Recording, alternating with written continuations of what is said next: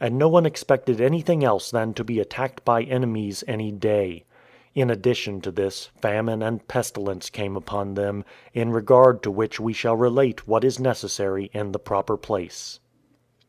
Chapter 16. The Change of Affairs for the Better. Such was the state of affairs during the entire persecution. But in the 10th year, through the grace of God, it ceased altogether, having begun to decrease after the 8th year. For when the divine and heavenly grace showed us favorable and propitious oversight, then truly our rulers, and the very persons by whom the war against us had been earnestly prosecuted, most remarkably changed their minds, and issued a revocation, and quenched the great fire of persecution which had been kindled, by merciful proclamations and ordinances concerning us. But this was not due to any human agency, nor was it the result, as one might say, of the compassion or philanthropy of our rulers. Far from it, for daily from the beginning until that time they were devising more and more severe measures against us, and continually inventing outrages by a greater variety of instruments. But it was manifestly due to the oversight of divine Providence, on the one hand becoming reconciled to his people, and on the other attacking him who instigated these evils, and showing anger toward him as the author of the cruelties of the entire persecution. For though it was necessary that these things should take place according to the divine judgment, yet the word saith, Woe to him through whom the offense cometh. Therefore punishment from God came upon him, beginning with his flesh, and proceeding to his soul.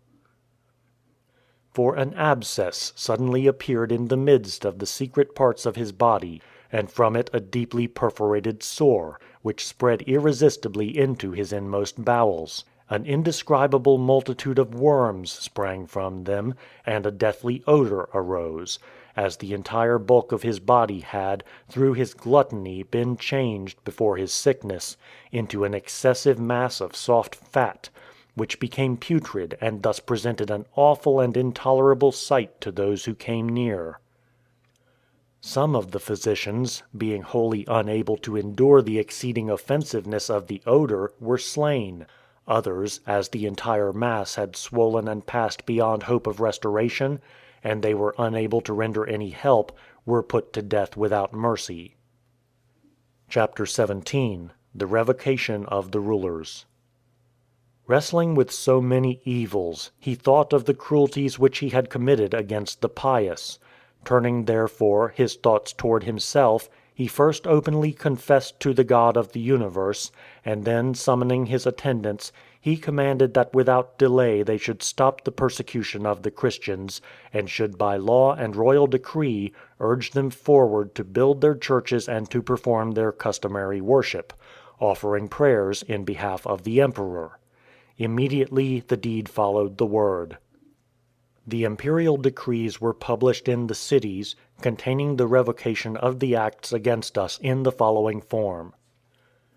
The Emperor Caesar Galerius Valerius Maximinus Invictus Augustus Pontifex Maximus, conqueror of the Germans, conqueror of the Egyptians, conqueror of the Thebans, 5 times conqueror of the Sarmatians, conqueror of the Persians, twice conqueror of the Carpathians, 6 times conqueror of the Armenians, conqueror of the Medes, conqueror of the Adiabani, tribune of the people the 20th time, emperor the 19th time, consul the 8th time, father of his country, proconsul, and the Emperor Caesar Flavius Valerius Constantinus, Pius Felix Invictus Augustus, Pontifex Maximus, tribune of the people, emperor the 5th time, consul, father of his country, proconsul, and the Emperor Caesar Valerius Licinius, Pius Felix Invictus Augustus Pontifex Maximus, tribune of the people the 4th time, emperor the 3rd time,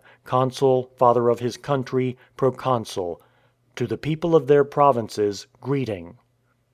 Among the other things which we have ordained for the public advantage and profit, we formerly wished to restore everything to conformity with the ancient laws and public discipline of the Romans, and to provide that the Christians also, who have forsaken the religion of their ancestors, should return to a good disposition. For in some way such arrogance had seized them and such stupidity had overtaken them that they did not follow the ancient institutions which possibly their own ancestors had formerly established, but made for themselves laws according to their own purpose, as each one desired, and observed them, and thus assembled as separate congregations in various places. When we had issued this decree that they should return to the institutions established by the ancients, a great many submitted under danger, but a great many being harassed endured all kinds of death.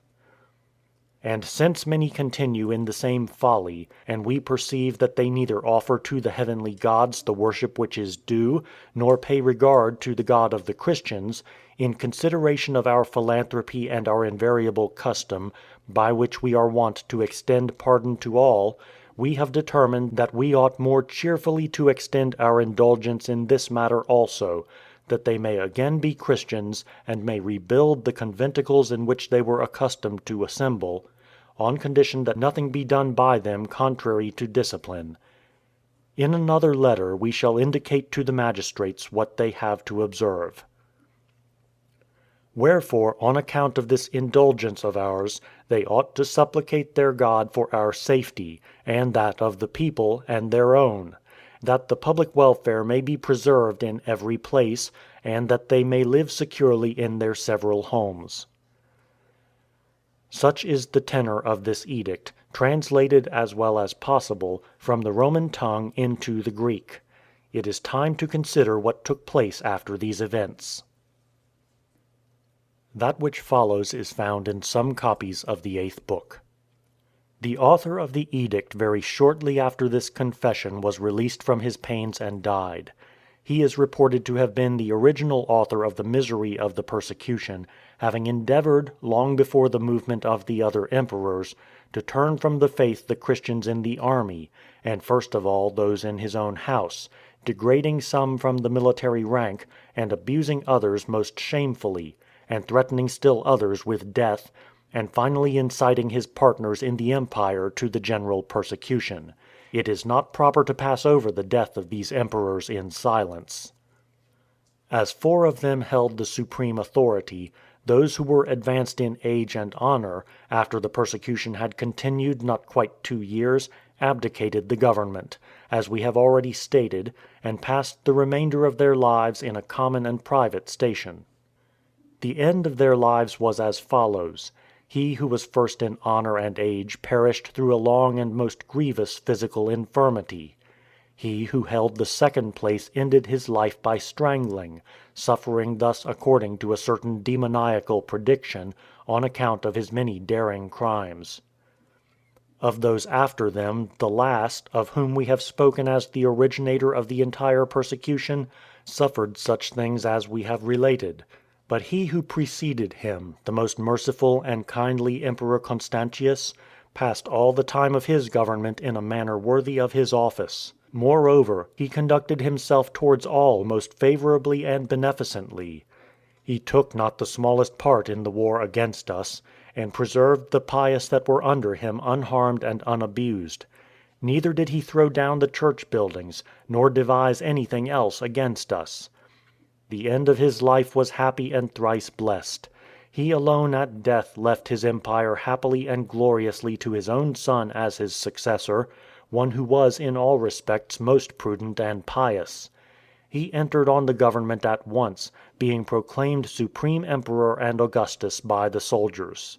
And he showed himself an emulator of his father's piety toward our doctrine.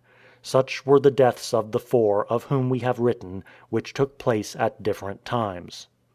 Of these, moreover, only the one referred to a little above by us, with those who afterward shared in the government, finally published openly to all the above mentioned confession in the written edict which he issued.